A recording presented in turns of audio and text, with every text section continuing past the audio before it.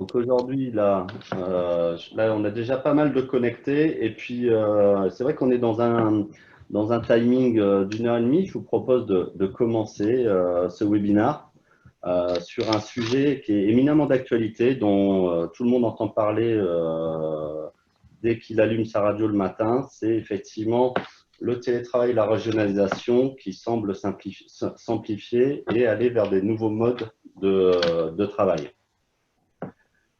Aujourd'hui, le phénomène accélérateur que l'on a vécu à partir de mars, et effectivement qui continue à porter des effets, c'est la crise sanitaire qui effectivement a donné une accélération notoire à cette tendance de déploiement du télétravail qui se passait pour l'instant très très bien, avec des retours très satisfaisants et qu'on va détailler. Et une tendance que l'on souhaite vous exposer aujourd'hui aussi, qui est intéressante et que nous, Orexia, nous observons, c'est effectivement le phénomène de régionalisation avec les entreprises qui étendent leurs activités dans des régions de plus en plus attractives. Le sujet aujourd'hui que l'on va vous présenter, qu'on va partager, c'est effectivement le fait qu'il semble bien que le travail à distance devient une norme. Et on va aborder ce sujet en abordant toujours le paradigme du côté de l'entreprise, effectivement, où l'entreprise, elle, a comme enjeu majeur la sécurité de ses employés avant tout, mais elle rentre aussi dans une logique de recherche d'économie et de souci de la performance de son organisation. De l'autre côté, on va toujours aborder, et il est crucial, le paradigme effectivement des collaborateurs qui, eux, seront soucieux de l'amélioration de leur qualité de vie, les nouvelles compétences qu'ils doivent acquérir pour justement rester productifs et aussi le maintien du lien social. Alors, pour lancer ce webinaire, effectivement, on va avoir 3 temps principalement et je tiens d'ores et déjà et tout de suite à remercier profondément toute l'équipe d'Orexia Institute, et notamment Colombe Benzoré, Mégane Vautier et effectivement Alexis Delaunay, qui vont pouvoir exposer en synthèse des éléments de nos études. La première partie va consister à vous exposer plus précisément effectivement ce qu'on observe en termes de télétravail et de régionalisation. Et Jean-Yves Veiller, directeur général de Advanced Inrins, nous fait le plaisir effectivement de témoigner sur le développement de la région Reims qu'il suit et pilote depuis plus de 15 ans. En deuxième partie, nous allons être hyper pragmatiques et effectivement vous exposer tous les défis que soulève effectivement ce nouveau mode de travail qui semble s'imposer. Donc, Mégane Vautier et Alexis Delaunay vont vous apporter des éléments d'analyse d'Orexia Institute et nous sommes ravis d'accueillir des partenaires qui proposent sur le marché des solutions très concrètes. Donc Alexia de Bernardi, fondatrice de la WeBox, Olivier Perroquin, fondateur de Inwebo, Mélanie Brunella et Maud qui sont fondatrices de Commit, et effectivement Valérie qui est associée chez Sagez Partners. Durant ce webinaire, on va vous poser quelques sondages, vous allez voir, pour apporter un peu d'interactivité. Et puisqu'on est sur un sujet aussi d'actualité, on est très, très curieux de vos avis, de vos retours. Et surtout, je vous invite à ne pas hésiter à écrire des commentaires, poser des questions. On sera heureux d'y répondre dans le format que l'on a prévu. On devrait pouvoir s'accorder de temps en temps des moments de réponse à des questions directes que vous auriez par rapport au discours. Si ça vous va, je vous propose de commencer. Et du coup, sur cette première partie, je passe la parole à Colombe Benzoré, qui va nous en dire plus sur ce phénomène télétravail. Merci Jean-Édouard. Alors, je pense qu'on sera tous d'accord aujourd'hui. L'augmentation de l'utilisation du télétravail comme mode de travail en entreprise est en fait. Aussi bien les statistiques sur le nombre de jours télétravaillés que celles liées au nombre de salariés français qui l'utilisent le prouvent. Arrêtons sur des éléments concrets issus de nos observations chez Orexia. Orexia travaille majoritairement pour les entreprises du secteur financier, c'est-à-dire banques et assurances. Nos premières observations porteront donc sur ce secteur-là, mais nous aurons l'occasion d'évoquer d'autres acteurs issus de différents milieux. Avant la crise, la majorité des acteurs bancaires avaient un accord de télétravail. En moyenne, autour de 1 à 2 jours par semaine, sous certaines conditions d'ancienneté, de type de contrat. C'est le cas de la Société Générale, du groupe BNP Paribas, de BPCE, de Natixis. Pendant le confinement, la bascule s'est faite à 5 jours de télétravail, due aux circonstances exceptionnelles du genre sanitaire et surtout aux consignes données par le gouvernement. Orexia a d'ailleurs réalisé une enquête entre avril et mai auprès de ses clients pour voir comment ceux-ci s'étaient organisés pendant la période. Les principaux éléments issus de notre enquête ont fait l'objet d'une publication détaillée qui faisait ressortir 3 points majeurs. Le premier, c'est que les institutions financières sont massivement passées au télétravail pendant la période de confinement. L'adoption a été rapide et massive. La transition s'est faite plus ou moins en douceur suivant les situations d'où venaient les banques. Et la situation exceptionnelle a fait par contre qu'il n'y avait pas toujours de règles prédéfinies. Le deuxième point, c'est que les modes de travail ont prouvé leur résilience malgré des temps difficiles, la digitalisation ayant joué un rôle déterminant. Et enfin, troisième point assez notable, c'est que la communication a joué un rôle déterminant, grâce notamment à sa régularité, à la transparence, et puis aussi au rôle prépondérant qu'ont joué les fonctions RH dans la préparation des communications, la gestion des salariés. Comme je vous le disais, à côté du secteur financier, nous avons souhaité rajouter d'autres secteurs avec des acteurs assez emblématiques. Le premier, c'est PSA, qui, comme vous le savez certainement, se lance dans une généralisation du télétravail avec une expérimentation qui a démarré ce mois de septembre-là. Le dispositif concerne en cible 48 000 collaborateurs dans le monde et on a à ses débuts, avec 8 sites pilotes, dont 4 en France. Et la généralisation va permettre donc aux salariés d'avoir jusqu'à 4 jours de télétravail par semaine. Orexia a d'ailleurs le privilège de s'entretenir avec la direction RH du PSA sur ce projet dans le cadre de la préparation du webinaire. Le projet chez PSA s'appelle New Era of Agility et en fait, il avait été lancé un peu en avance de phase. Il permettra donc de généraliser le télétravail et il vise aussi un gain financier grâce à la fermeture des sites. On peut citer un autre acteur, c'est Orange, parce que lui, il a un accord de télétravail qui date de 2009 et qui est accordé à environ 36 000 salariés. Ces salariés-là peuvent bénéficier de jusqu'à 3 jours de télétravail par semaine. Et au-delà du nombre de jours télétravaillés, comme je vous le disais, l'analyse de la proportion de salariés qui utilisent ce mode de travail est aussi intéressante. Le nombre de télétravailleurs en France est en croissance. Selon quelques statistiques qu'on a récupérées de Humanis Malakoff qui s'intéresse beaucoup à la question, en novembre 2017, on avait 25% de télétravailleurs en France. En novembre 2019, la proportion est passée à 30%. Et en février, vous le savez, il y avait la grève nationale, on est arrivé à une proportion de 39%. Pendant le confinement, entre avril et juin, on était à 41%. En septembre, cela marque un tournant, à la fois pour la gestion de la crise et pour le télétravail. Il faut continuer à respecter les mesures barrières, il faut vivre la distanciation sociale, mais dans le même temps, il faut se projeter sur la pratique pérenne du télétravail. Les acteurs de notre panel, comme vous le voyez là sur le graphique, ont en majorité augmenté le nombre de jours de télétravail. La moyenne se situe autour de 2,5. C'est le moment maintenant de prendre vos avis sur cet état de fait avec le premier sondage de ce webinaire-là. Vous allez voir s'afficher la toute première question. Alors, selon vous, est-ce qu'il faudrait envisager une augmentation de l'usage du télétravail par rapport à la situation avant crise? Donc, très simple, vous répondez oui ou non. Effectivement, c'est une vraie question de se dire, dans cette période qui n'est pas encore stable, est-ce qu'on doit prendre cette habitude de manière pérenne, plus de télétravail, ou est-ce qu'effectivement, il est préférable de revenir dans la situation nominale avant cette crise un peu exceptionnelle qu'on vit? Oui ou non? On vous laisse encore 10 secondes pour répondre.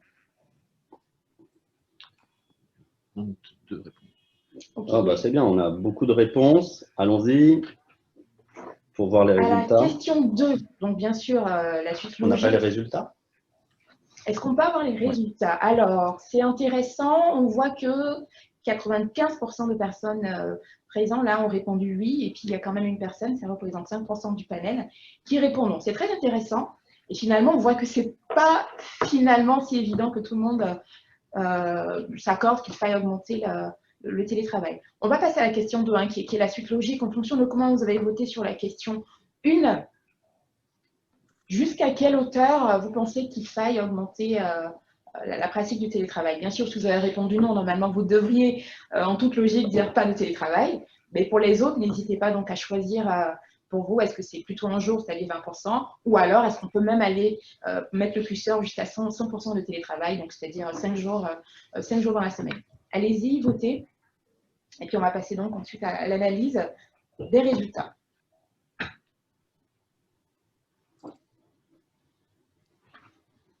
On va voir si on va retrouver les éléments de moyenne que tu nous as exposés, Colombe. Oui. Allez, encore 5 secondes pour bien voter. On a plus de 20. Résultats. Ah oui. Alors, donc, bon, la personne qui avait voté non est cohérente, elle vote à nouveau pas de télétravail. Ça, c'est très bien. 54% disent 2 jours par semaine, donc c'est le score le plus élevé.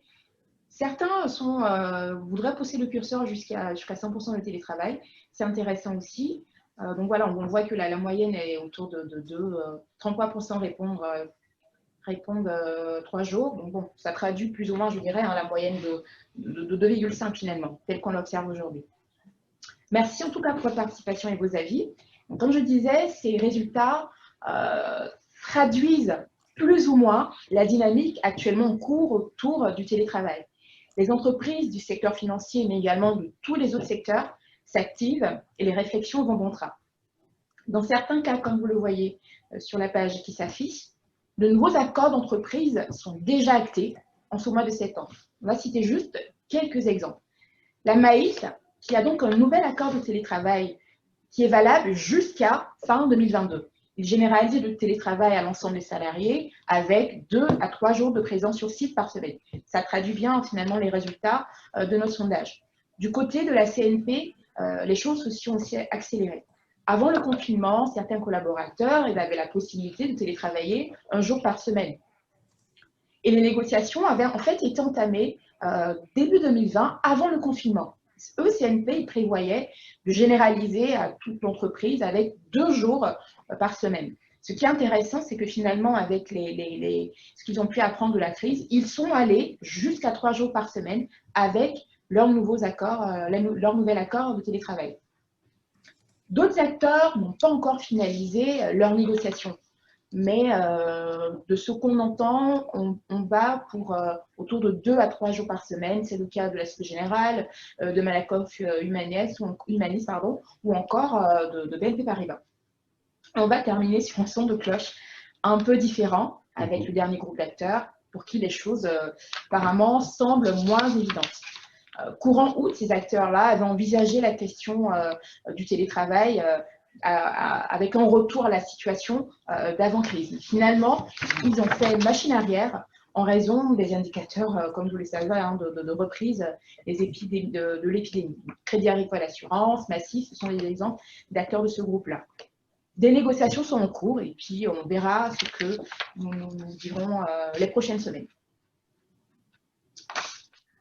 Il est d'ailleurs intéressant, maintenant qu'on a vu le cas de ces quelques entreprises avec ces 3 catégories, d'avoir la vision un peu plus globale au niveau national.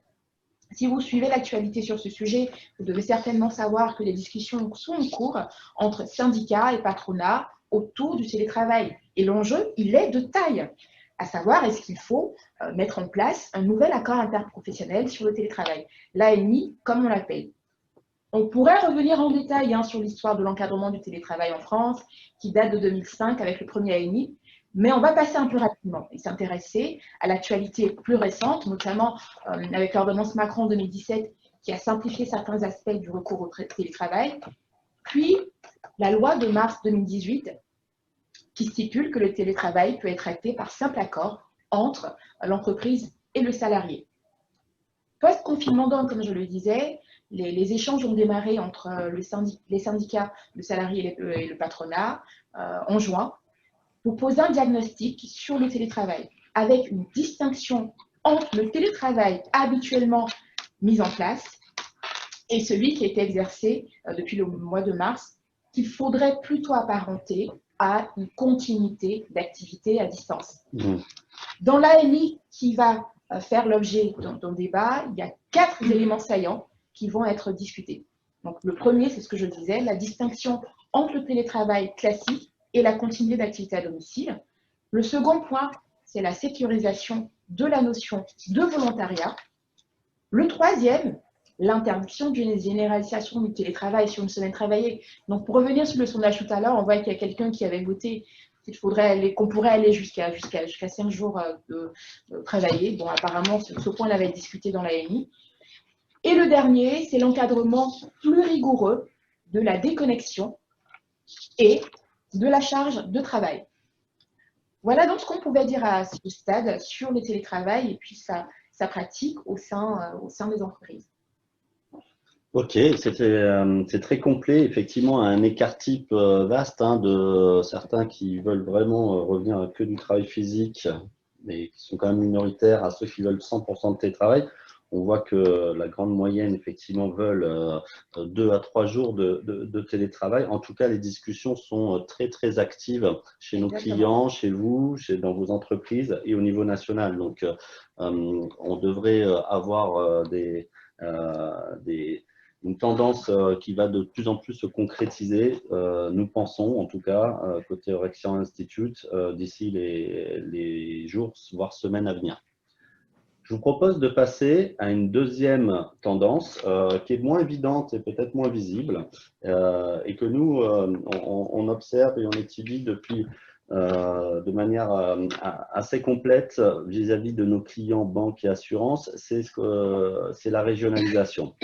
Il faut voir qu'effectivement, aujourd'hui, le phénomène de crise aussi donne aux régions un coup d'éclairage et un gain en attractivité. Pourquoi ce gain d'attractivité, du point de vue de l'entreprise, il faut voir qu'elles sont acculées effectivement à une recherche d'économies. Donc, en région, elles peuvent faire ces économies sur le levier des locaux, où effectivement, l'étude de bureaux locaux, qui est un comparateur en ligne des loyers professionnels, montre qu'il y a un écart quand même de 2 à 3 fois moins cher en région vis-à-vis de Paris. Elles peuvent gagner aussi vis-à-vis des salaires et elles peuvent gagner aussi sur des aspects de productivité où finalement les études montrent qu'il y a un gain, une baisse en tout cas du turnover et une baisse des taux d'absentéisme quand les personnes sont en région. Du point de vue des collaborateurs, leurs principaux axes de motivation, et les entreprises les écoutent, et il est important, c'est le premier qui ressort, c'est effectivement la diminution du temps de transport. Aujourd'hui, il y a quand même quasi la moitié des collaborateurs qui mettent ça en top liste pour dire, nous, ce qu'on souhaite avant tout, c'est effectivement diminuer notre temps de transport domicile-travail. Après, bien évidemment, je pense que vous êtes tous sensibles, il y a l'espace de vie qui peut être plus important, la pollution qui, somme toute, est moindre qu'au sein de la capitale, et finalement des régions qui présentent des infrastructures et des services très pratiques et très. Aujourd'hui, Orexia et Orexia Institute a notamment analysé de près toute la région Ouest, Grand Est. Et effectivement, je vous propose, pour être particulièrement concret, et je le remercie, de passer la parole à Jean-Yves Heyer, qui travaille au développement de la région de Reims. Jean-Yves, si tu veux bien nous expliquer, en dire un peu plus. Oui, bien volontiers. Donc, bonjour à tous. Je m'ai fait le responsable de l'agence Invest in Reims, qui est une structure parapublique financée par la Chambre de commerce et le Grand Reims pour favoriser chaque année l'implantation d'une trentaine de sociétés et avec un objectif de 500 créations d'emplois exogènes. Donc, qu'est-ce qu'on constate cette année, qui est une année un peu particulière? C'est une baisse du nombre de projets, environ 38%, donc on se situe un peu comme le secteur marchand, donc avec véritablement une baisse, mais ça a éliminé des projets qui étaient un peu limites, et une accélération des implantations, et des implantations un peu particulières. En effet, comme Jean-Édouard le précisait, les entreprises ont été confrontées à une équation particulière à résoudre. D'abord, c'est un choc. Hein. Le coût de Covid, c'est 22% de PIB, c'est plus de 500 milliards. Donc les entreprises sont vraiment impactées et elles sont à la recherche d'économies pour pouvoir répondre à cette pandémie. Mais dans le même temps, une fois qu'elle a des difficultés à répondre, à la demande des salariés qui disent on n'a plus envie de se déplacer quand on est sur Paris et par les transports en commun, par la crainte et le risque d'attraper la Covid. Et donc les entreprises disent ben voilà, je dois faire des économies. Je me suis rendu compte que pendant la Covid, mon activité fonctionnait avec 10 fois moins de surface occupée, les salariés étant en télétravail. Les salariés ont de plus en plus de mal à revenir travailler chez nous. Et donc, la solution pourrait être une relocalisation, un repositionnement des activités en périphérie. Et donc, les villes qui sont à proximité de Paris, les villes Orléans, Tours, Le Mans, Amiens, Rouen, Reims, sont en capacité, en effet, de pouvoir proposer ça. Donc, si on prend l'exemple de Reims, on a eu en plein pendant la Covid, un groupe comme BPCE qui a décidé de développer un service, notamment de lutte contre la criminalité financière. Et donc, ils ont pris la décision de venir s'installer à Reims. Ils ont lancé le recrutement par Teams, ce que nous faisons aujourd'hui par Zoom, on fait par Teams. Et les 22 premiers salariés qui ont démarré l'ont fait en télétravail. Donc, bienvenue dans le monde de demain, où on recrute par Teams et on démarre en télétravail. Alors, au mois de juin, le directeur général est venu pour rencontrer de visu ces salariés et puis les mettre cette fois-ci en présentiel, parce que c'est quand même bon, et le sondage le montrait, le télétravail fonctionne, mais jusqu'à un certain point. On a quand même besoin de se voir physiquement pour pouvoir avancer. Et donc, les solutions qui sont proposées là, nous, directement sur Reims, ce sont des solutions prêtes à l'emploi. Alors, dans une ville qui est importante, tout le monde ne le sait peut-être pas, mais il n'y a que 11 villes plus grandes que Reims. Donc, c'est un bassin qui fait plus d'1 million d'habitants. On y mange très bien, c'est la première agglomération gastronomique de France. Il y a également l'ensoleillement, qui là aussi n'est pas forcément réputé, mais c'est la 7e ville la plus ensoleillée de France, avec un bassin universitaire qui est important, et une capacité à pouvoir répondre facilement à la demande des entreprises, avec un clé en main sous 24 heures. Donc là, ce que vous voyez, Jean-Édouard, si vous pouvez juste remettre avant, voilà. Ça, si je vous fais le pitch rapide, nous proposons une solution qui est proche de Paris, mais loin de ses prix. Et donc, on voit en fait les économies qui peuvent être réalisées quand vous êtes à la Défense. Vous n'êtes qu'à 80 minutes porte-à-porte de Reims, et un salarié à la Défense vous coûte 10 000 € par an, et pas salarié, que le même salarié à Reims. À Roissy, qui est à 30 minutes porte-à-porte, c'est 6 800 €. Et les Champs-Élysées, ça c'est le summum, c'est 14 000 € de plus par an à salaire. Alors là, on prend salaire, loyer et fiscalité. Et donc, sur des critères mesurables, on peut rajouter, et Jean-Édouard en a parlé, la productivité ou le turnover. Vous connaissez les taxis G7, les taxis parisiens, qui sont implantés à Clichy et à Reims. Et quand on compare les deux sites, et quand on intègre salaire, loyer, fiscalité, turnover, absentéisme et productivité, on arrive à un différentiel de 14 000 € par an et par salarié sur des fonctions d'activité de call center qui peuvent se faire très facilement par téléphone et à distance. Donc, si on passe la slide d'après, sur les coûts, alors sur les délais, dans un premier temps, c'est vrai que ça, c'est le premier critère qui est mis en avant par les entreprises, c'est le délai de recrutement. Et donc, en moyenne, vous voyez qu'à Reims, on met 34 jours pour pouvoir recruter sur alors là, des fonctions support dans le domaine bancaire. Vous avez en toile de fond l'implantation de Generali, qui a implanté un centre de gestion avec 200 personnes. Et si tu tournes encore un peu la slide, on verra la même chose dans le domaine de la logistique. Et on voit que la crise a rendu là aussi la logistique, ou on va dire ses règles de noblesse, à mesure où sans logistique, on ne pouvait plus avoir de masque, on ne pouvait plus se nourrir. Et là, à Reims, on met 17 jours, délai moyen pour recruter dans le domaine de la logistique. Alors, à côté de cela, Edouard, si tu circules, voilà, il nous faut bien entendu des mètres carrés immédiatement disponibles. Et donc, nous avons des offres à partir de 100 € sur des bâtiments neufs sur nos gares TGV.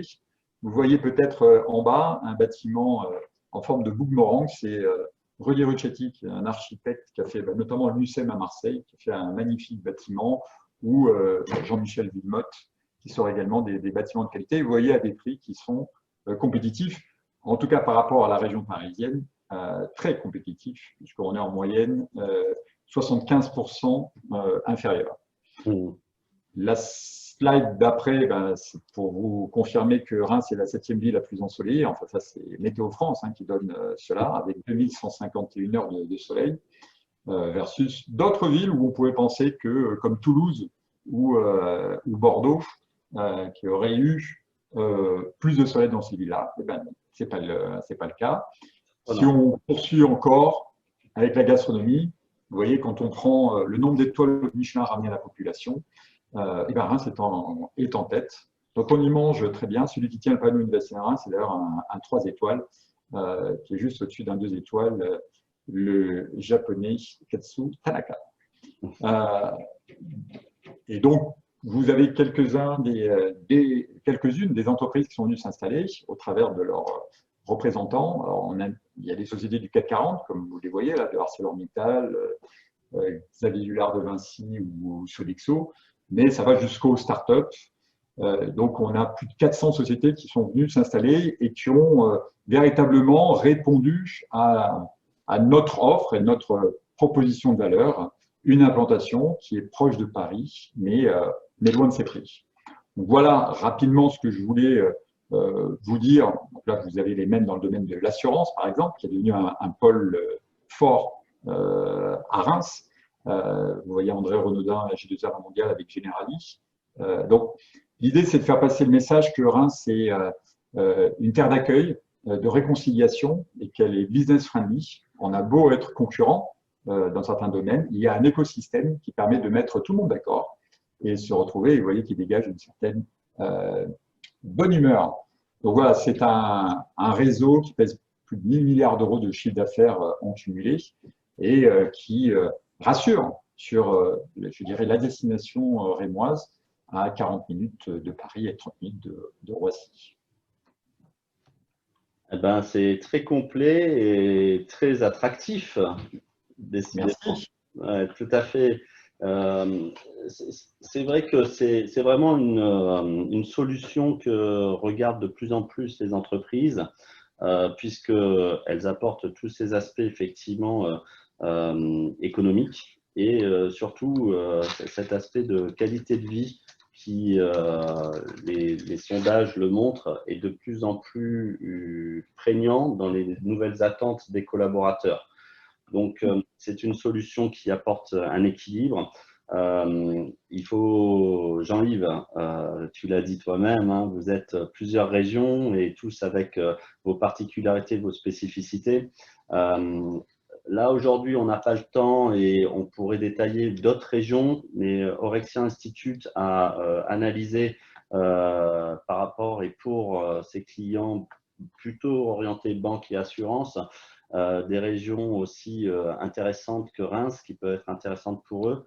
On peut citer Strasbourg, effectivement, donc une ville quasi frontalière et ouverte sur l'Europe et qui effectivement connaît déjà une augmentation de son activité banque, par exemple avec la filiale Transactis du groupe Société Générale qui a quasi doublé de volume en reprenant toutes les activités virement.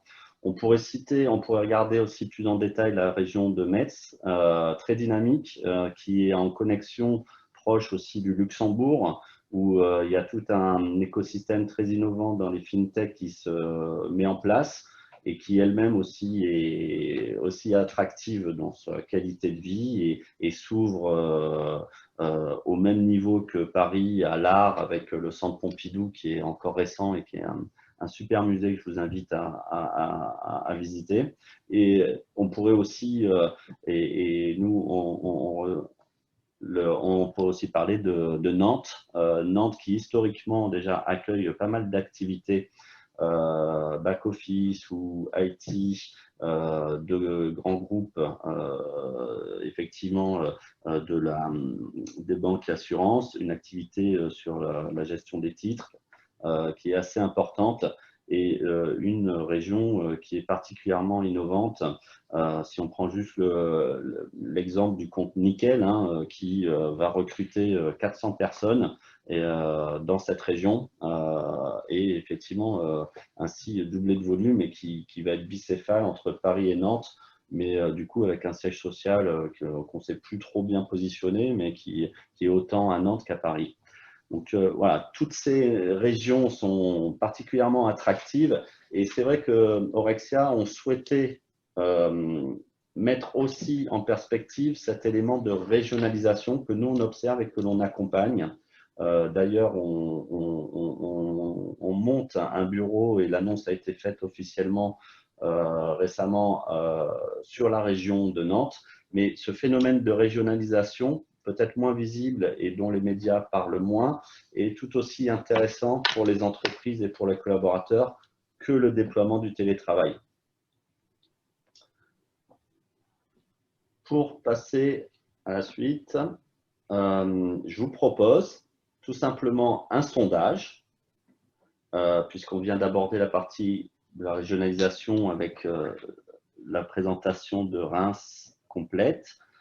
Selon vous, est-ce que vous pensez que votre entreprise ait intérêt à se régionaliser davantage?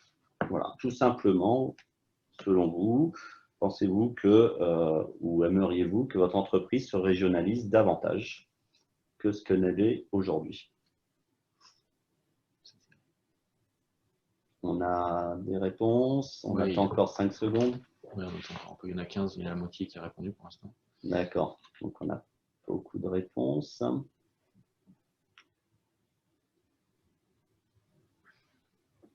Alors, on regarde les résultats.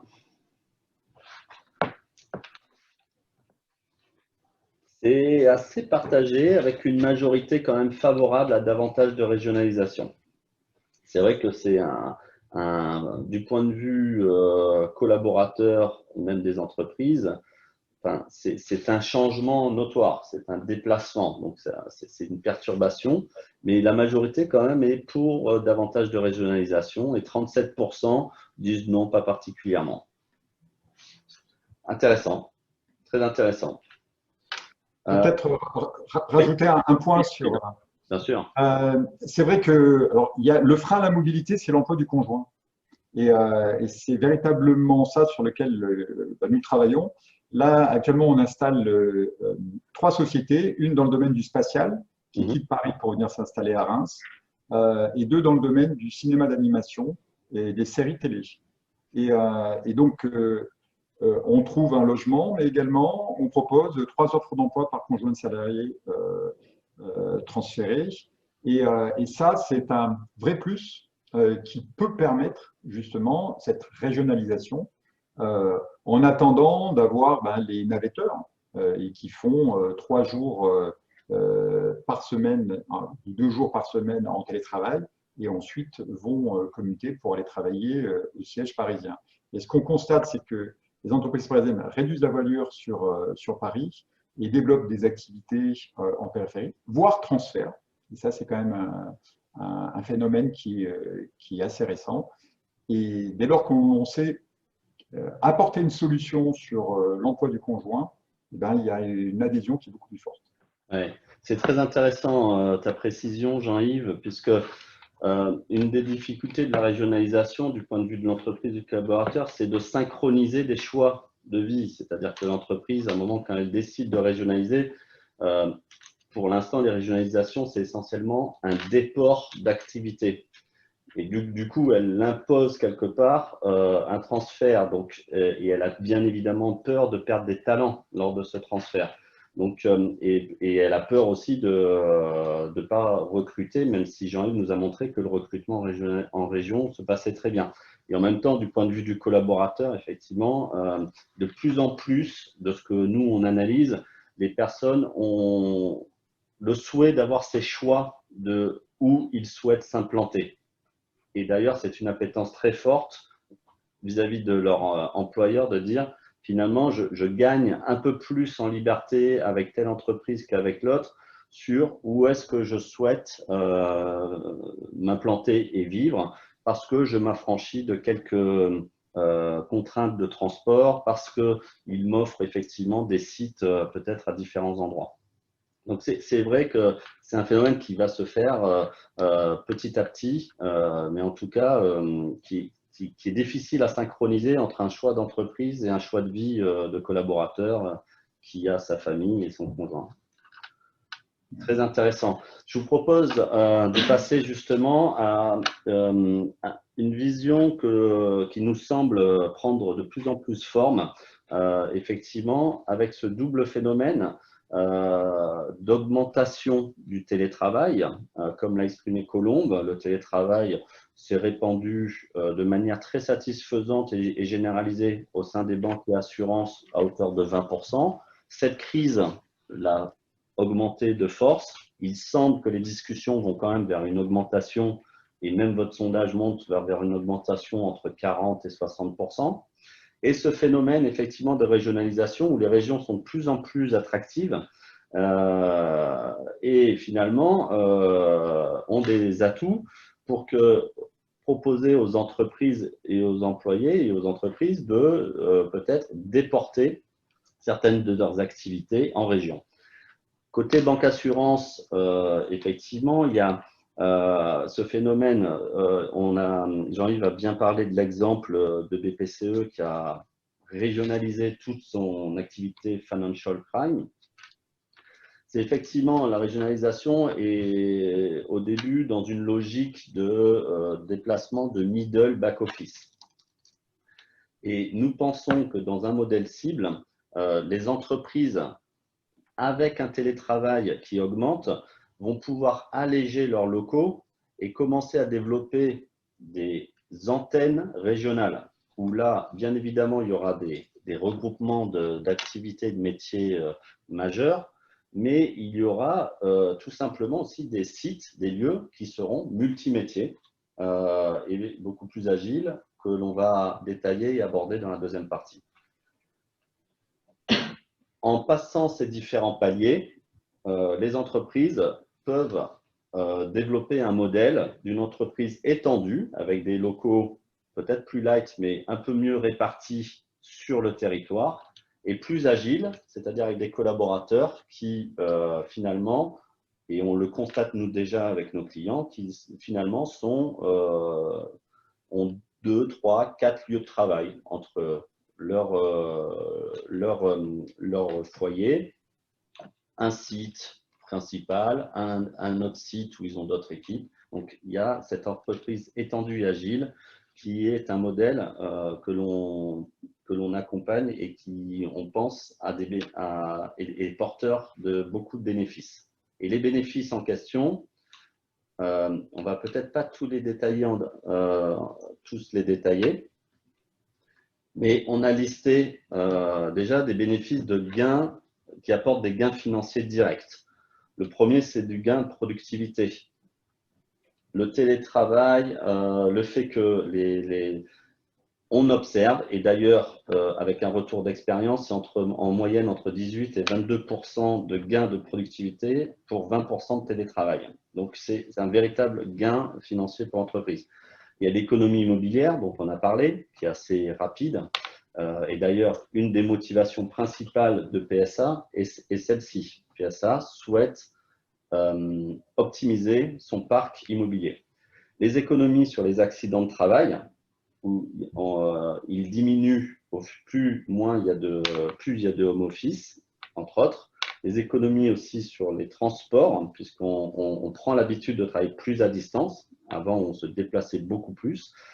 Des économies sur les absentéismes, des économies sur la mobilité, on en a parlé, ça c'est clé. Aujourd'hui, une entreprise étendue et agile, eh ben, elle met moins de temps à dire, ben, tiens, toi, effectivement, ben, tu vas te baser un peu plus vers là. C'est-à-dire que la mobilité devient moins compliquée. Ah oui, j'ai un poste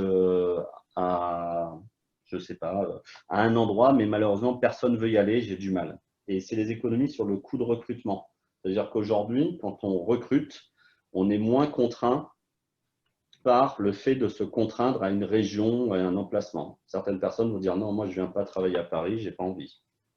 Non, non, si la proposition de poste c'est tu ne travailleras pas à Paris, tu pourras travailler depuis effectivement Nantes et tu viendras de temps en temps à Paris, bien évidemment, ou tu iras aussi au Mans pour voir les clients, c'est différent. Et il y a des gains qualitatifs ou avec des gains financiers indirects. Cette agilité d'organisation fait des gains. On obtient d'habitude davantage d'engagement de collaborateurs. On fidélise les talents. Il faut comprendre qu'aujourd'hui, certaines entreprises mettent en avant ce type de modèle qui est attractif pour les talents. Ça peut favoriser l'innovation en accélérant les interactions. Ça favorise aussi l'harmonie vie personnelle, vie privée. Je préfère parler d'harmonie que d'équilibre. Ce n'est pas l'un contre l'autre, c'est bien un développement d'une harmonie. Et ce qui est notoire, c'est aussi une marque employeur. Certaines entreprises font effectivement de ce modèle ou de cette capacité à laisser leurs employés, entre guillemets, libres dans leur organisation en leur offrant des sites physiques, ils en font une marque employeur attractive. Et du coup, selon les paliers, les gains sont de plus en plus importants. Voilà, je vois le timing qui avance, je ne veux pas trop déborder et on est dans les temps. Je regarde s'il y a pas mal de commentaires. Je vous propose tout de même d'avancer sur la deuxième partie, sur des solutions concrètes. Et on va commencer par un petit sondage. Tout ça, et les gens en expriment déjà beaucoup. Il y a eu beaucoup de de collaborateurs qui ont été sondés dans leur entreprise. Nous, on a analysé beaucoup d'études. Il y a beaucoup de difficultés et de challenges qui sont remontés. Et ce qu'on vous propose, c'est selon vous, quelles sont les principales difficultés et challenges qui vont être à relever pour justement davantage de travail à distance pour ce nouveau mode de travail. Ce que je vous propose, c'est d'en sélectionner 2 parmi la liste qu'on vous présente. Est-ce que selon vous, le principal challenge, c'est le pilotage de l'activité à distance, c'est le maintien du bien-être des salariés, c'est l'adaptation du lieu de travail, c'est la conduite du changement auprès des collaborateurs, c'est le maintien de la cohésion des équipes, c'est le maintien du lien social, c'est le maintien de la relation client, c'est le maintien de la culture d'entreprise, du sentiment d'appartenance, c'est l'harmonie vie personnelle, vie professionnelle. Voilà, on en a mis quelques-uns, ne vous inquiétez pas, c'est juste pour que vous puissiez vous exprimer. Vous nous disiez, selon vous, c'est quoi les 2-3 plus importants?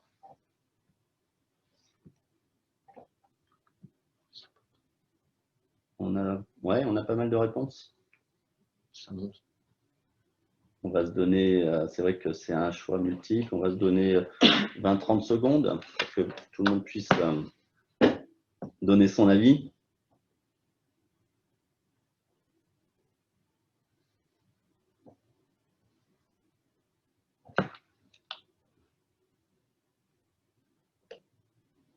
Alors, ce sera bien votre avis, hein, puisque nous, speakers, nous n'avons pas le droit de voter. Alors, ah oui, voilà, je ne suis pas étonné, c'est effectivement ce qu'on observe et ce qu'on travaille avec le client BNP par exemple, c'est le maintien de la cohésion des équipes qui ressort quand même très élevé. La difficulté, le souci du pilotage de l'activité à distance qui à 58% ressort en deuxième position. J'analyse en live. Et effectivement, en troisième position, vous êtes tous aussi particulièrement attachés à la culture d'entreprise et au sentiment d'appartenance. Ensuite, vous êtes sensible à la conduite du changement que cela nécessite, donc besoin d'accompagnement et on va l'aborder.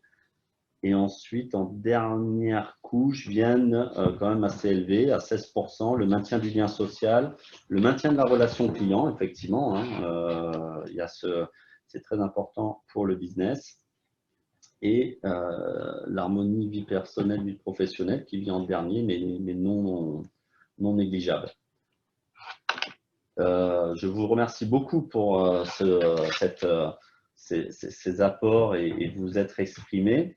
Et effectivement, nous avons, fort de nos analyses et de l'accompagnement de nos clients, on synthétise et on identifie 4 grands challenges. Le premier, ça va être réussir à manager à distance, parce que le manager est un élément clé, c'est comment maintenir la cohésion d'équipe. Et c'est effectivement, on l'a mis en premier, et vous-même, vous êtes exprimé à 74% sur cet enjeu. Le deuxième, on l'a mis en deuxième, et vous l'avez mis effectivement, c'est le pilotage de l'activité. C'est comme quoi on a bien visé. Comment maîtriser le fonctionnement de cette nouvelle organisation? C'est une vraie angoisse pour les dirigeants et les managers. Le troisième, c'est effectivement la qualité de vie au travail. Comment garantir tout d'abord la santé, mais aussi l'épanouissement de mes collaborateurs. Et enfin, le lieu de travail. Comment optimiser le lieu de travail et le rendre attractif. Sur ces 4 parties, je vous propose qu'on les aborde les unes après les autres avec nos invités et on va commencer donc avec toi, Mégane, sur la partie manager à distance. Très bien. Bonjour à tous. Donc, l'un des challenges est le management et le management à distance implique de nouvelles compétences. Donc, ce que l'on sait, c'est que le management de proximité a toujours été la clé de performance des équipes et un mauvais management peut avoir un impact ou a un impact sur la productivité. Donc, la nouvelle difficulté avec le travail à distance, c'est donc de maintenir ce management de proximité à distance. En parallèle, les attentes des collaborateurs évoluent. Ils recherchent de la confiance, de l'autonomie, plus de responsabilités et attendent de leur manager qui devienne un vrai accompagnateur et non plus un chef directif. La bonne nouvelle, c'est qu'une majorité des managers qui ont été interrogés dans le cadre de l'étude de Malakoff Humanis estiment que la gestion de leur équipe doit être repensée. Donc, face à ce constat, on a identifié 3 enjeux majeurs dans cette transformation pour maintenir ou améliorer la productivité. Le premier enjeu est d'apporter du sens aux collaborateurs afin d'éviter le sentiment d'inutilité et maintenir sa motivation. Donc, le distanciel peut compliquer la cohésion d'équipe, comme vous l'avez fait remonter dans le sondage précédemment, du fait de la dématérialisation des échanges, du manque de contact physique et visuel, de la potentielle perte de qualité dans les échanges. Donc, ça implique d'instaurer des nouveaux rituels de sociabilité, comme des communications plus transparentes et beaucoup plus régulières. Le deuxième enjeu est de rendre autonome son collaborateur. Travailler à distance veut dire donner plus de responsabilités à son collaborateur, mais pour ça, il faut l'accompagner. C'est vraiment d'avoir un rôle de manager coach, être à l'écoute, l'engager et le challenger. Et pour terminer, le troisième enjeu est de développer la culture de résultat. Ce que l'on a vu pendant le confinement, c'est que ça a fait exploser la culture du présentiel et le principe du contrôle visuel. En plus, on ne peut plus se baser sur la communication non verbale qui permettait d'identifier lorsque le collaborateur était en difficulté. Donc, la relation de confiance doit prôner. Et une des pratiques qui est en vogue est vraiment la mise en place de daily meeting qui permet à chacun de partager ses actions, ses travaux et surtout de remonter ses difficultés. Donc, face à ces nouveaux challenges, les managers eux-mêmes souhaitent être accompagnés. Donc, on a identifié des solutions innovantes qui existent sur le marché. Plusieurs catégories. Donc, la première catégorie qui sont vraiment des outils de formation disruptif et une autre catégorie, donc là, des solutions basées sur la logique communautaire. Donc, parmi ces outils, nous avons le plaisir de donner la parole à Alexia, fondatrice de la WeBox, donc une solution efficace pour les managers. Alexia, je vous laisse la parole. Oui, bonjour, merci Mégane, bonjour à tous. Alors effectivement, les pratiques managériales sont chamboulées en fait par ce télétravail quasi continu. Les managers et les dirigeants sont perturbés. Alors, on dit que la relation ne peut plus être directive entre l'employeur et l'employé. Moi, je dirais même que c'est la fin du culte de l'ego et de la peur dans la relation manager-employé.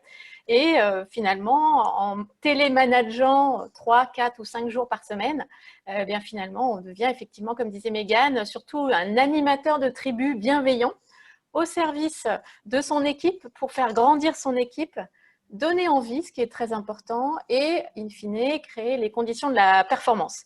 Alors, ça percute complètement les usages et nécessite de redéfinir ses bonnes pratiques.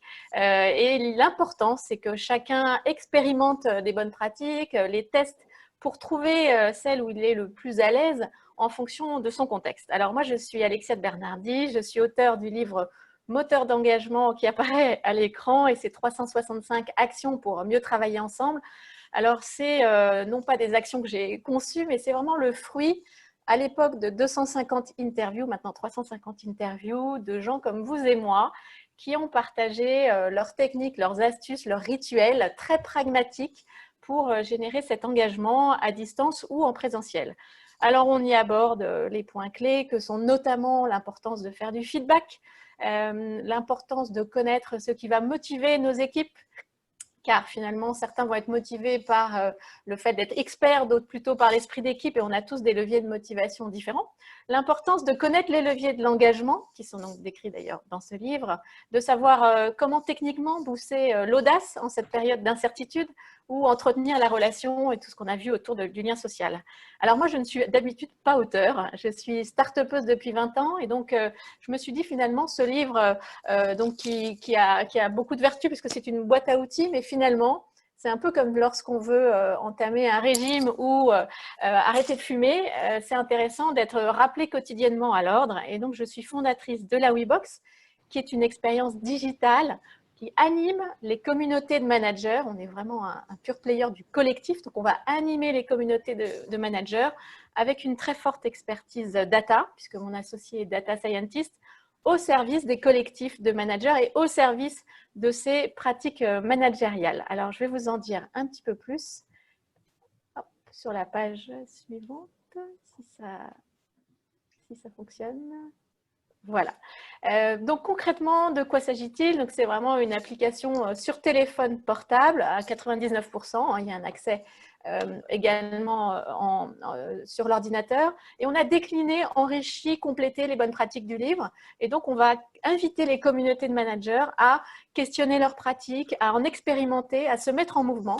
C'est pour ça qu'on appelle ça du e-doing. Hein. C'est plus du micro-learning, c'est vraiment du micro-doing, parce qu'on fait passer à l'action sur ces bonnes pratiques lors de sa prochaine réunion. Maintenant, on invite à prendre son téléphone et appeler quelqu'un tout de suite à raison de 5 minutes par jour. Donc, c'est une solution qui est mobile, qui est pragmatique, puisqu'on est vraiment dans le doing, avec un mélange de synchrone et asynchrone, puisqu'à la fois, on va inviter à faire des choses maintenant tout de suite, et puis certains contenus sont également consultables ou challengeables à tout moment. On voit que 70% des participants observent un changement et 87% recommandent cette expérience. Donc, je crois qu'on peut dire que les KPI sont plutôt bons. On va passer à la slide suivante. J'en ai pour juste quelques minutes. Je n'arrive pas. Voilà, merci. Donc, concrètement, comment ça fonctionne? On définit ensemble avec le client, comme par exemple, on l'a fait, comme cité Jean-Édouard avec BNP Paribas, et les participants reçoivent des contenus. Alors, en moyenne, on est plutôt sur 2 contenus par jour pendant 1 mois, avec une notion de sprint, mais ça peut être aussi en opération coup de poing sur 48 heures pour vraiment mettre un coup de pied dans la fourmilière. On a une vingtaine de modules au choix et les participants sont en fait par équipe de 15-20, puisqu'on a vraiment cette notion de collectif. Donc, on n'est pas à l'échelle du codev, on est un petit peu sur un groupe de participants un petit peu plus, mais c'est le principe. Alors, je suis désolée, je n'arrive pas à passer la slide, si on peut passer à la slide suivante. Voilà. Concrètement, cette expérience digitale est lancée pendant une expérience, un événement très immersif qu'on appelle le grand bain du management. Alors, Jean-Édouard disait la dernière fois que c'est une expérience détonnante. Voilà. Effectivement, l'idée, c'est en 45 minutes, de pouvoir expérimenter de façon collaborative, concise, conviviale et très concrète des bonnes pratiques managériales. Donc, cet événement de 45 minutes, il nous permet de lancer d'une part l'état d'esprit et puis plus globalement le challenge. Alors, vous voyez sur la droite qu'on a une satisfaction très élevée de 4,6 sur 5. Concrètement, et c'est ma dernière slide, comment ça fonctionne? On a aujourd'hui formé 2500 managers dans une trentaine de grands groupes. Donc, en bas, vous avez nos références plutôt dans le domaine d'Orexia. Et nous sommes primés par Vivatech et incubés chez Orange. Alors, concrètement, en fait, on lance des challenges digitaux avec des sprints thématiques sur le feedback, le manager coach, le management en situation d'incertitude. Et ce sprint d'1 mois est encapsulé autour de 2 événements, comme je viens de vous les décrire, pour vraiment créer cette dynamique. Alors, comme on est Figito, mais surtout digital, c'est une solution qui revient à 3 fois moins cher et 3 fois plus impactante dans les entreprises. On se rend compte qu'on intervient souvent dans 3 cas différents. D'une part, pour pouvoir ancrer une formation. Donc, suite à la formation, on va rappeler et décortiquer. Les managers vont pouvoir passer à l'action concrètement dans leur quotidien. On anime aussi des communautés de managers, vraiment parce que notre pédagogie incite à aller vraiment partager concrètement ces tips. Et enfin, avec surtout la Covid-19, on peut remplacer l'effet d'un séminaire, anticiper un séminaire ou prolonger un séminaire sur tous les sujets du management. N'hésitez pas si vous avez des questions dans le chat, j'y répondrai avec grand plaisir. Voilà, je laisse la parole à mon successeur. Ce qui est très intéressant, merci beaucoup, dans cette solution très concrète, c'est la mise en pratique, effectivement, entre pairs. Voilà, si je me permets de synthétiser, c'est qu'effectivement, les managers aujourd'hui sont un peu paumés. Il y a ce phénomène de travail à distance qui arrive, mais il y a aussi le phénomène de l'agile, il y a aussi le phénomène des parcours professionnels qui fait que le management n'est plus la voie royale pour monter les grades. Donc, tout ça fait qu'ils sont un peu paumés, les attentes des collaborateurs qui sont très différentes, comme l'a exprimé, et effectivement, le fait que cette solution, de manière très pragmatique, puisse leur permettre, entre pairs, avec une animation experte qui apporte de la matière, de définir effectivement les pratiques qui peuvent marcher dans leur culture, dans leur quotidien et de les faire, c'est une approche concrète et qui apporte ses fruits. Voilà.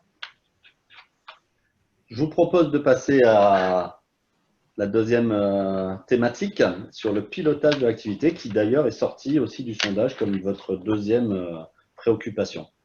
Effectivement, oui, le pilotage de l'activité à distance, c'est un des sujets qui suscite le plus de craintes dans le lancement de l'activité à distance. Des craintes aussi bien au niveau des managers, des dirigeants, que des collaborateurs. Pour ce qui est du côté des dirigeants, aujourd'hui, on constate une réticence à la mise en place du télétravail, puisqu'il y a une vraie crainte de perte de maîtrise due à un manque de visibilité, à un manque de visual management, et du coup, qui pourrait engendrer une baisse de productivité au sein des équipes et au sens assez large, une baisse de productivité de l'activité.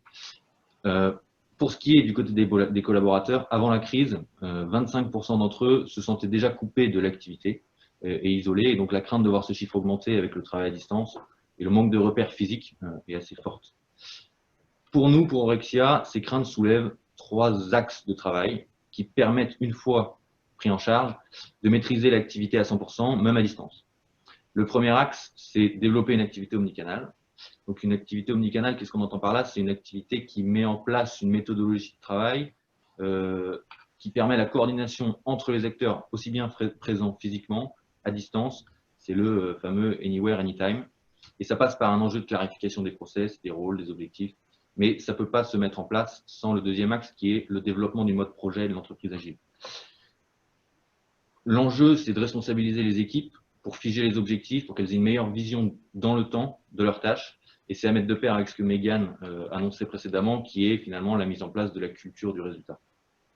Et enfin, le dernier pilier, c'est bien évidemment la sécurisation de l'activité au sens large, c'est-à-dire aussi bien au niveau du respect des jalons, du pilotage de la performance des équipes, des accès sur site à distance.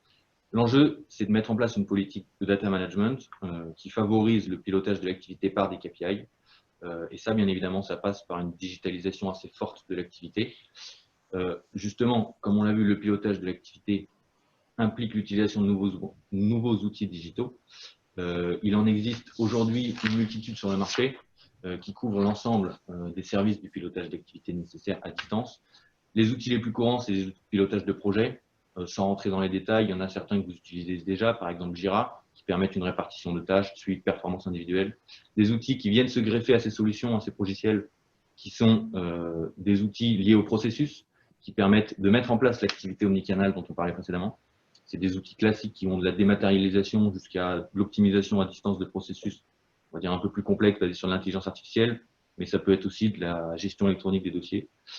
Et enfin, sur les outils de traitement de la donnée, il y a des solutions aussi d'intelligence artificielle qui sont rattachées derrière, qui permettent de structurer, traiter, modéliser la donnée. L'idée, c'est que l'ensemble de toutes ces solutions permettent la mise en place d'un reporting en temps réel et ce soit un reporting à destination du top et du middle management. Mais toutes ces solutions, elles ne se suffisent pas à elles-mêmes pour garantir une transformation sécurisée de l'activité. Pendant le confinement, on a constaté que de nombreuses entreprises ont dû revoir à la baisse les processus.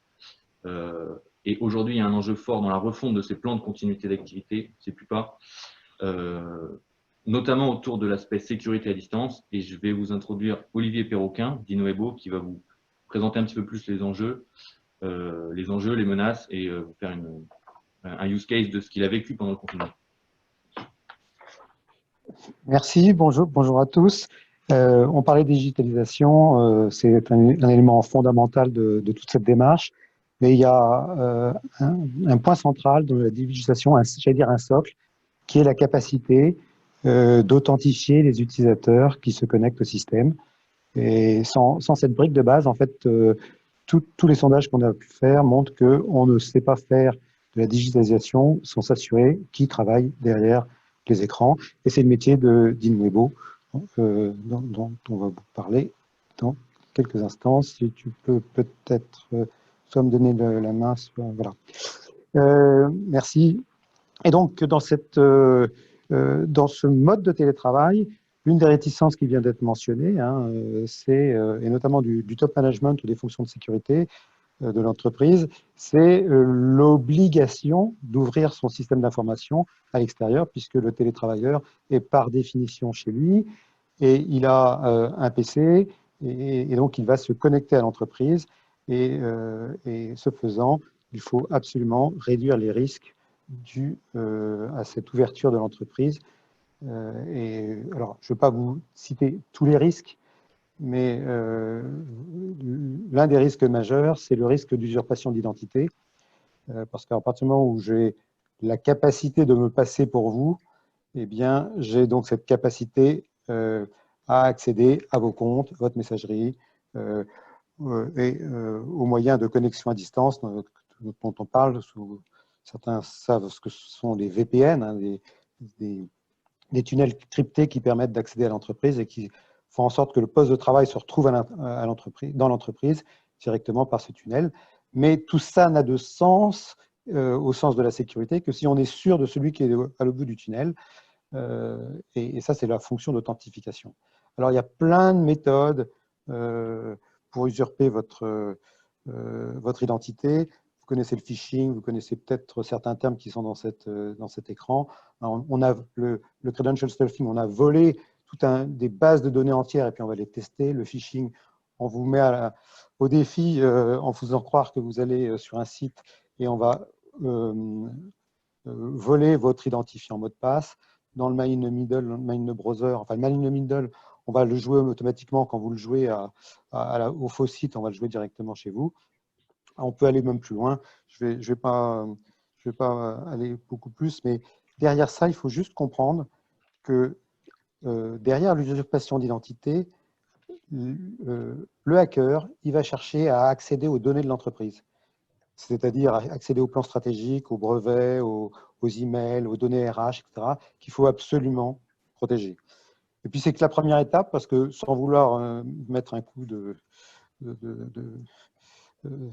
comment dire, plomber l'ambiance, j'allais dire, derrière, il y a tout ce qui est ransomware, parce que le ransomware, qui est donc le cryptage des données et la demande de rançon pour récupérer les données, est en fait la conséquence du vol de données qui a eu lieu pendant des mois et des mois. C'est-à-dire qu'on ne fait de ransomware que quand on a volé toutes ces données. Et donc, je reviens à l'essentiel, on va protéger les identités, donc protéger les accès. Et ça, c'est le métier de la société Inwebo, que j'ai fondée, que je dirige, et qui aujourd'hui est un acteur, je dirais, majeur en France. On a près la moitié du CAC 40 clients et qui utilise nos solutions pour des raisons évidentes de sécurité, mais aussi d'usage, parce que ce point est fondamental. La sécurité est souvent vue comme un point pénible. C'est tout le défi qu'on a relevé en disant, eh bien, la sécurité va être pas tout à fait transparente, mais en tout cas va être non pénalisante pour l'utilisateur, ce qui va permettre aux fonctions de sécurité dans l'entreprise, j'entends les responsables de sécurité, et aux directions générales de dire, OK, dans ces conditions, on a réduit le risque et on peut y aller. Voilà. Alors, pendant le Covid, évidemment, il y a eu une explosion du télétravail, non pas parce que tout le monde pouvait être en télétravail, c'est pas vrai, mais tous ceux qui ont pu avaient d'ailleurs l'obligation de le faire, hein, ou en tout cas très très fortement demandé par l'État. Et donc les entreprises étaient plus ou moins prêtes. Alors elles étaient plus ou moins prêtes pour quelle raison? Parce que tout le monde n'avait pas imaginé que passer de 20% à 50% de l'entreprise en télétravail, voire 100%, il y a quand même de nombreux acteurs qui sont passés à 100% d'entreprise. Et donc là, il y a eu quand même un petit choc qui a permis ou qui a obligé les entreprises à très très très rapidement s'ajuster, s'ajuster peut-être dans les équipements techniques, mais aussi dans des équipements de sécurité. Et donc je vais juste vous illustrer comme ça le cas de la Matmut. Alors le cas de la Matmut, c'est un cas où l'entreprise avait un peu de télétravail, mais était, on va dire, pratiquement pas équipée, et notamment pas équipée dans les fonctions d'authentification dont je vous parle. Et donc, quand la Matmut bascule en télétravail, je dirais, je crois, le 16 ou le 17 mars, ils basculent parce qu'ils sont obligés de le faire, d'accord ? Et là, il y a des warnings assez forts qui sont montés par les responsables de sécurité de l'entreprise qui disent attention, on est en train de courir des risques, il faut mitiger ces risques, et ça très rapidement. Et donc ces gens-là prennent contact avec nous. Je vais juste vous illustrer la facilité de mise en œuvre, puisque donc 8 jours après, hein, pratiquement, ils nous contactent en disant voilà, on a analysé qu'il y a un risque majeur, on a entendu parler de votre solution, est-ce que vous pouvez nous l'expliquer? Donc on explique très très brièvement donc un jeudi que a priori on a tout pour les aider et abaisser le risque qui est identifié. On planifie une réunion téléphonique, hein, bien sûr, le lundi qui suit.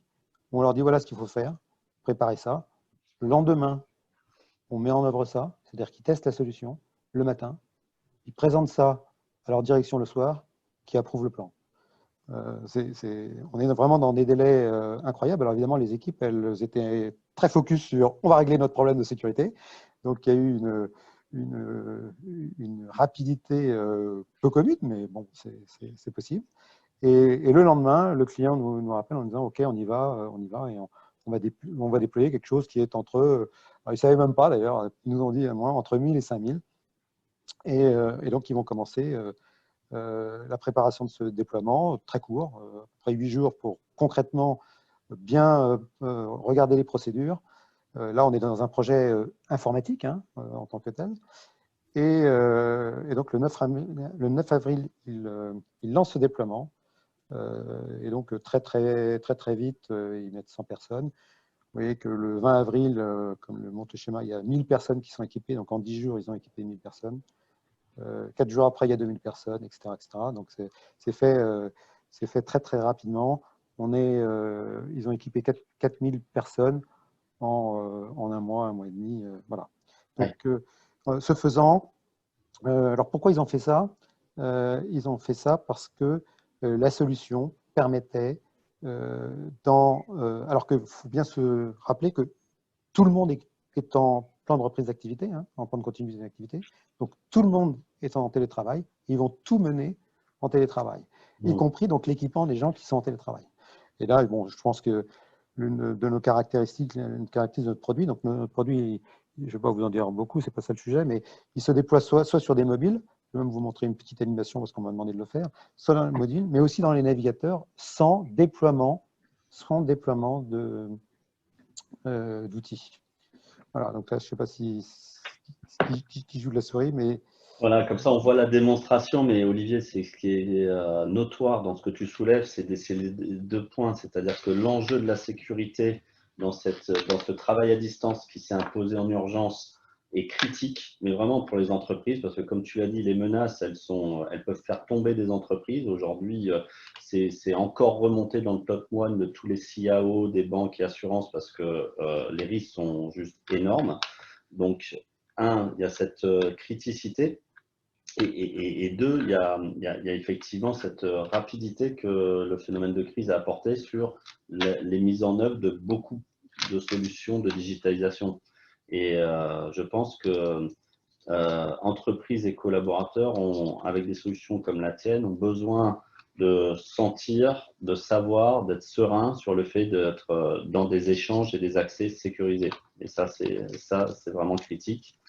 En tout cas, c'est très clair. Merci beaucoup, Olivier, pour cet exposé. Et le cas de la Matmut était vraiment très intéressant. Je vous propose de passer sur le troisième volet qui est ressorti.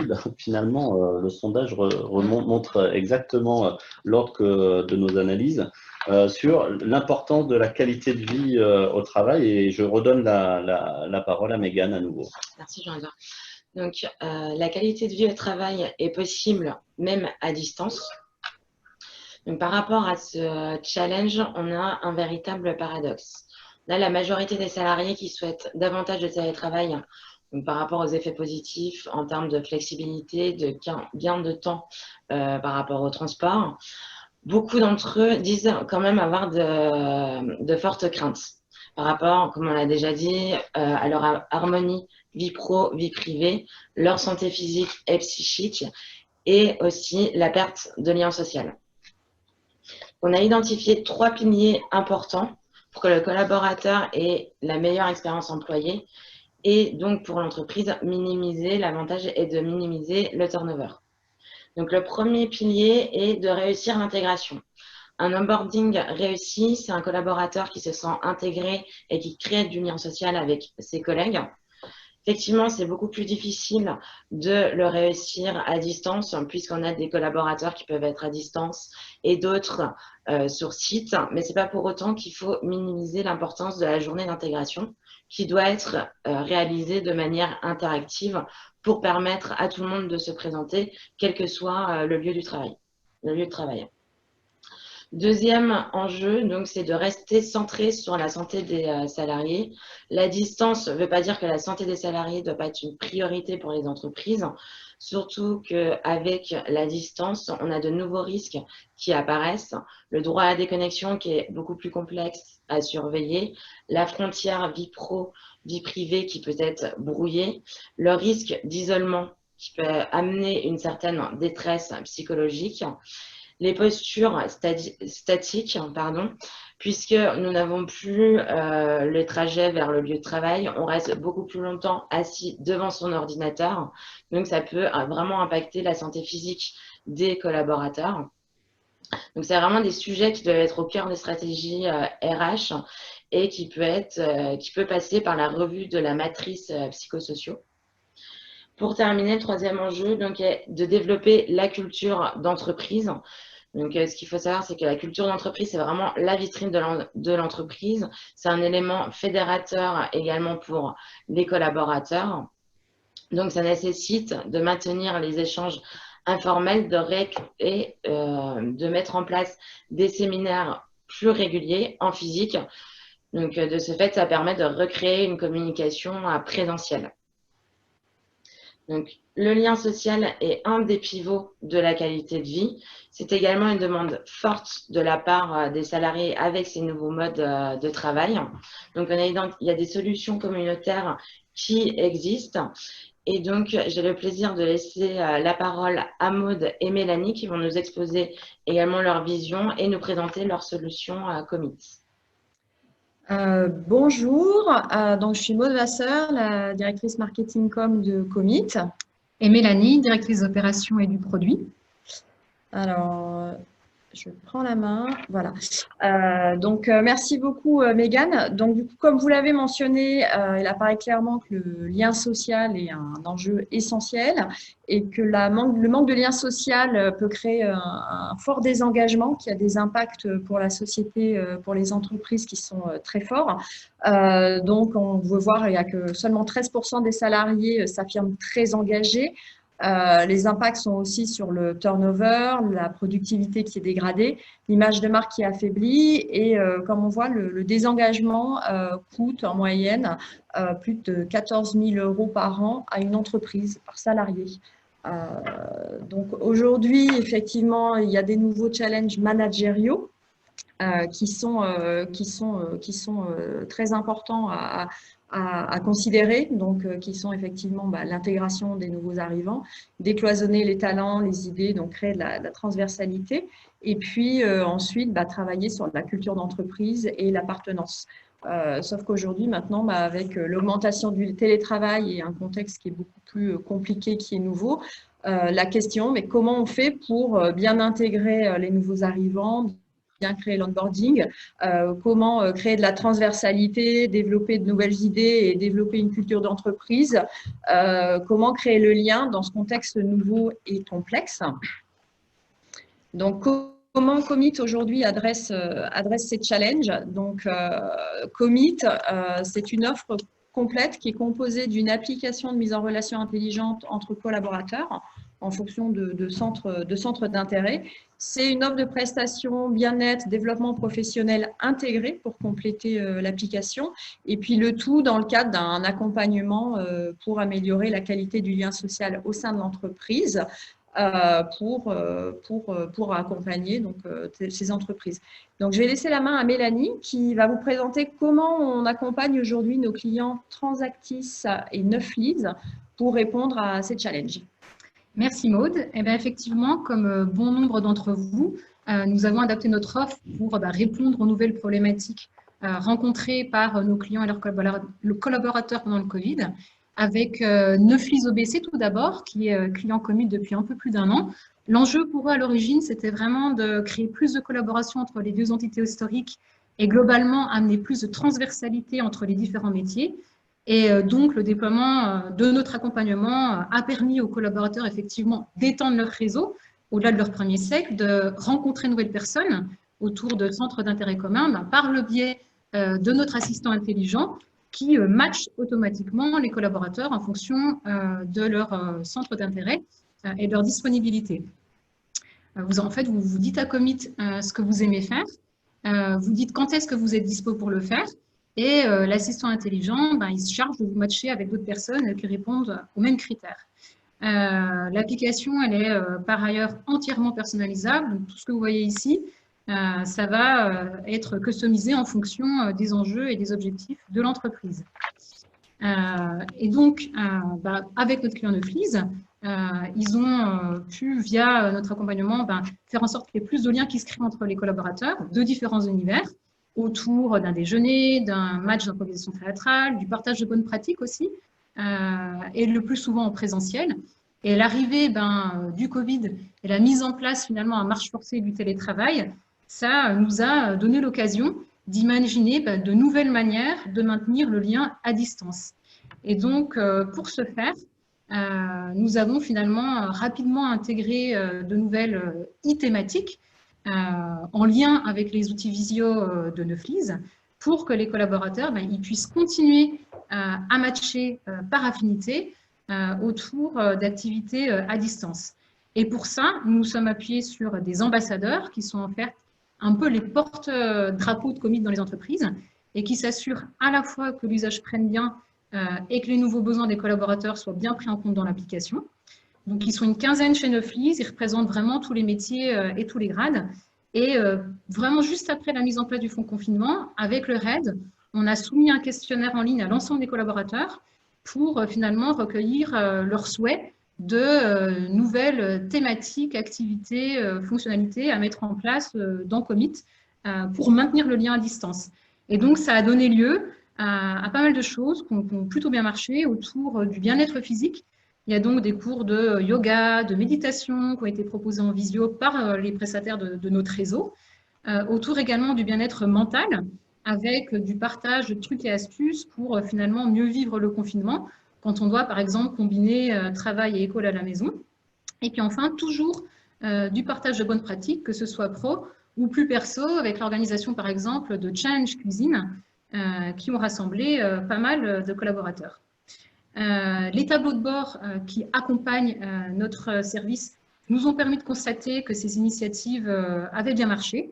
En effet, on a vu que l'activité sur l'application s'était maintenue à un niveau quasi identique pendant le confinement versus avant le confinement, ce qui démontrait le succès de l'initiative à continuer à maintenir le lien social à distance.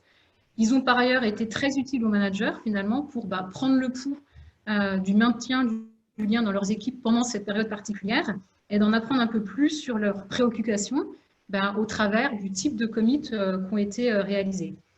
Et nous avons également en parallèle imaginé des moyens de faciliter l'intégration des nouveaux arrivants sur cette période. Donc pas évident quand on intègre une nouvelle entreprise et qu'on ne voit pas ses collègues, qu'on ne va pas dans les bureaux. Là, on a fait en sorte d'intégrer un brief sur Commit et ses bénéfices au Welcome Pack. Et en parallèle, les managers ont eu à tour de rôle la responsabilité d'organiser dans l'application des e-cafés de bienvenue qui mélangeaient les nouveaux arrivants et leurs managers respectifs. Et puis avec Transactis, un autre de nos clients bancaires, nous avons là cherché à maintenir un sentiment d'appartenance à l'entreprise pour fidéliser les collaborateurs, ce qui était leur demande initiale, parce qu'ils ont un contexte où le turnover est assez élevé. Et là, pareil, on a commencé par faire un workshop avec les ambassadeurs pour sonder les souhaits de thématiques et activités à proposer en distanciel. Et ça a, au passage, finalement, révélé un état de souffrance qui était assez important parmi les collaborateurs. Donc, beaucoup étaient plutôt jeunes, célibataires, vivant seuls dans de petits appartements. Et pour y répondre, nous avons proposé, via l'application, des espaces de parole à distance encadrés par un coach. Et on a pu constater que ces espaces de parole avaient bien fonctionné, avaient permis finalement de libérer la parole au travers du partage d'expériences et avaient permis de créer de nouveaux liens entre de nouvelles personnes. Et on a même vu que les échanges s'étaient poursuivis après le commit via le chat de l'application. Elles ont par ailleurs finalement donné le sentiment aux collaborateurs que la direction était sincère dans sa démarche de prise en compte de leur bien-être. Et puis là encore, nous avons pris le temps de faire le point une fois tous les 15 jours avec les ambassadeurs et la direction pour analyser les statistiques au travers du tableau de bord et définir si besoin des actions à lancer pour ajuster. Excellent, merci beaucoup Mélanie, Maud, pour cette présentation avec ces deux cas concrets clients qui pour moi, selon moi, montrent bien qu'effectivement votre solution est éminemment centrée collaborateur et elle leur offre des services de tissage de liens sociaux et elle est aussi au centre de récolte de leur voix et peut-être de certaines attentes ou de certaines perceptions qu'ils ont de l'entreprise. Donc, merci beaucoup pour cette présentation. Je vous propose d'avancer sur le dernier point parce qu'effectivement, le dernier point, c'est un peu la cerise sur le gâteau, on peut dire, mais Vous avez compris que nous, de nos études, on accompagne et on anticipe un modèle avec un mix de télétravail et effectivement des locaux de nouvelle génération. Donc, le dernier point, c'est effectivement comment doivent évoluer les lieux de travail pour réussir à créer coopération et être attractif. Effectivement, Jean-Edouard, on va passer assez rapidement sur cette première slide pour laisser la parole à Valérie, mais rapidement pour introduire le sujet, la crise a remis en question le lieu de travail, aussi bien du côté du top management que des collaborateurs. Du côté du top management, ils se sont rendus compte que les bureaux n'étaient pas si nécessaires que ça au prolongement de l'activité. Ça a entraîné des opportunités de repenser le lieu de travail pour adapter la gestion immobilière en stratégie, avec notamment un point quand même de vigilance à mettre en avant, qui est de ne pas libérer trop de proportions des actifs, puisque c'est quand même quelque chose qui conditionne la valorisation de l'entreprise et ses capacités d'emprunt. Puis des côtés des collaborateurs, il y a une double interrogation, une double origine des interrogations plutôt. D'un côté, la peur du risque sanitaire. De l'autre côté, une appétence qui s'est créée pour le télétravail, qui fait qu'aujourd'hui, il y a une appréhension au retour au bureau. Et donc, étant donné qu'ils souhaitent quand même retisser le lien social, il y a un enjeu de la transformation de ces bureaux pour répondre aussi bien au paradigme des collaborateurs que des entreprises. Et sur ce point-là, je vais laisser la parole à Valérie. Valérie, est-ce que vous êtes ici? Oui, bonjour. Bonjour à tous et merci de me laisser la parole sur ce sujet qui nous tient à cœur. Donc, nous, on est agence de design et on accompagne depuis plus de 15 ans maintenant des utilisateurs dans leur aménagement de leurs espaces de travail, de leurs sièges sociaux. Et ce qu'on voit aujourd'hui, c'est qu'il y a en effet un vrai challenge et une pression sur l'immobilier et sur les mètres carrés qui vont être complètement revus et revus différemment. Donc, vous l'avez dit déjà, a priori, moins de mètres carrés demain, parce que quand on est en télétravail, il y a vraiment moins besoin d'avoir cette allocation de mètres carrés, mais mieux de mètres carrés pour nous, puisque l'idée, c'est que le siège social deviendra demain avec plus collaboratif, comme vous l'avez dit, avec de nouvelles fonctions. Donc, on a défini un certain nombre de points et d'engagements auxquels on croit sur les années et les mois à venir. Donc, ça, c'était le premier. Le deuxième, c'est quoi? C'est moins de centralisation, ces passages comme vous l'avez dit dans le précédent, dans le précédente discussion, vers plus de régionalisation et vers une organisation plus multisite du schéma directeur immobilier des entreprises. Et donc, pour nous, ça veut dire quoi? Ça veut dire qu'avant, on réfléchissait finalement à aménager un siège social ou un espace de travail finalement pour un parcours utilisateur dans la journée dans le même bâtiment. Et finalement, ce qui va se passer, c'est qu'on va penser au site plutôt multisite, à un parcours dans le mois ou dans la semaine. Et donc finalement, l'utilisateur va passer de son entreprise à son lieu de travail, à des tiers-lieux ou à avoir un hôtel d'entreprise demain. Le troisième point, c'est quoi? Une fois qu'on a pensé à un parcours multisite, qu'est-ce qui va devenir de notre lieu de travail, siège social ou siège d'entreprise? Et bien finalement, ça devient un lieu de collaboration, un lieu d'échange. Nous, on a appelé ça un hub club. Un hub qui est un lieu d'échange, plaque tournante pour les salariés, où finalement ils vont venir se retrouver, ils vont venir collaborer, ils vont venir créer ensemble, ils vont créer cette culture et engagement de l'entreprise. Et le club aussi, pourquoi? Parce que besoin de socialisation, besoin de se retrouver entre équipes et de créer ses amitiés professionnelles. Le quatrième point, c'est quoi? C'est que le siège devient aussi un lieu de mixed-use et médias. Qu'est-ce que j'appelle par mixed-use? En fait, c'est un lieu d'usage mixte. C'est pas seulement pour travailler, mais c'est aussi pour avoir de la culture, d'autres activités, des contenus, de l'émotion. Médias aussi parce que c'est un lieu où on va finalement voir ce qu'est la culture de l'entreprise, les showrooms, le prototypage, voir aussi de l'art. C'est un lieu d'inspiration. Donc, ce qui est important, c'est pourquoi faire revenir les gens au bureau, puisqu'on peut mieux travailler de chez soi et que toute la production personnelle chez soi, c'est parce que le lieu est inspirant. Et donc, il y a plein de façons d'être inspirant, entre passer par les échanges entre les collaborateurs, ce que vous pouvez donner à voir et comment vous pouvez inspirer vos collaborateurs par plein de choses dans l'entreprise. Le 5e point, c'est quoi? C'est que le siège social va devenir modulable.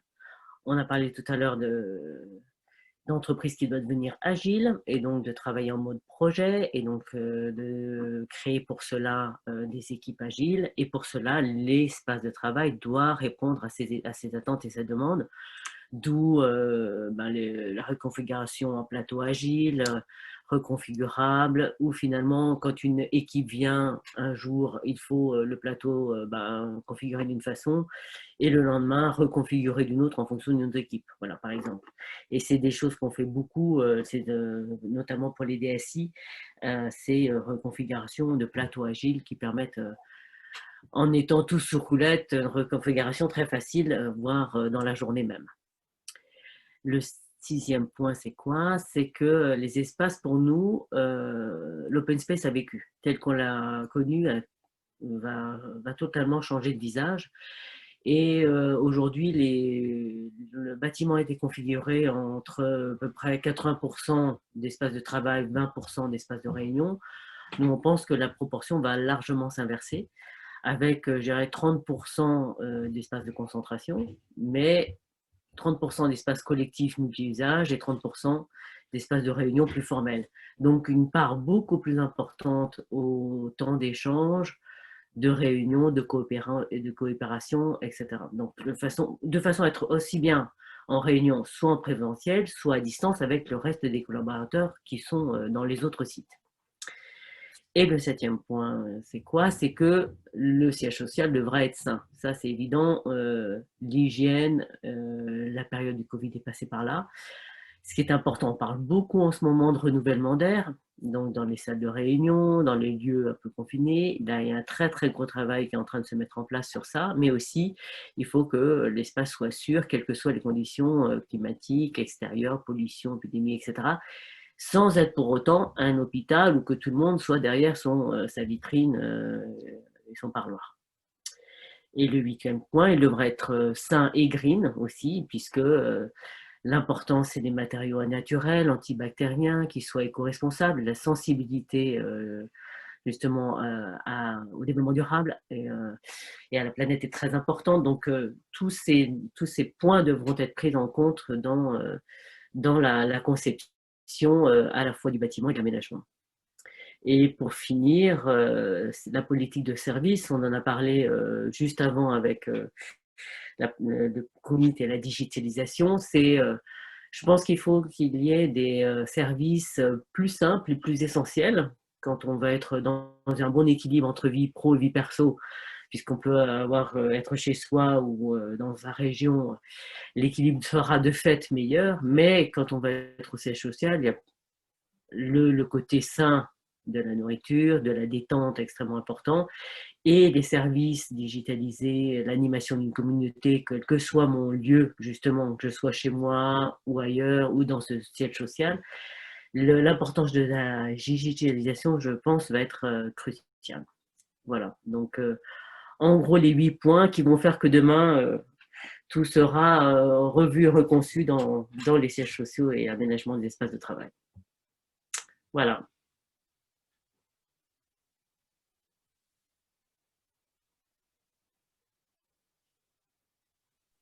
Pour conclure, très rapidement, en 2 minutes, nous, Aurexia, dans notre métier d'accompagner les entreprises dans la réussite de ces évolutions, de ces transformations, on souhaite vous passer 2 messages avec Colombe. Alors, ces 2 messages, ils sont très simples. Le premier, c'est qu'un facteur clé de succès, pour ne pas dire le facteur clé de succès, c'est de placer l'humain au cœur de la transformation. Le deuxième message clé, on aurait pu élaborer, mais on va y aller un peu rapidement. Le deuxième message clé, c'est que les entreprises doivent mener ces évolutions comme un véritable projet qui doit donc embarquer tous les collaborateurs, tous les salariés avec donc des phases d'études préliminaires, de business case, de stratégie, la conduite du projet et surtout accompagner le changement. Voilà, donc ce sont les 2 messages clés qu'on voulait vous passer à la fin donc, de ce webinaire. Voilà, pour conclure, je tiens à nouveau à remercier effectivement tous nos partenaires et qui ont bien voulu témoigner et présenter leur offre de valeur, qui a particulièrement du sens dans ce sujet. Et je remercie aussi profondément toute l'équipe Orexia Institute pour la masse des études et tous les éléments qu'on a pu vous exposer aujourd'hui. On vous enverra effectivement à vous participants le support et bien évidemment, n'hésitez pas à revenir vers nous pour toute précision. Ce sera avec plaisir dans ce sujet éminemment d'actualité. Merci beaucoup. Très bonne journée à vous tous. Merci. Merci. Bonne journée. Merci. Au revoir. Au revoir. Au revoir. Merci.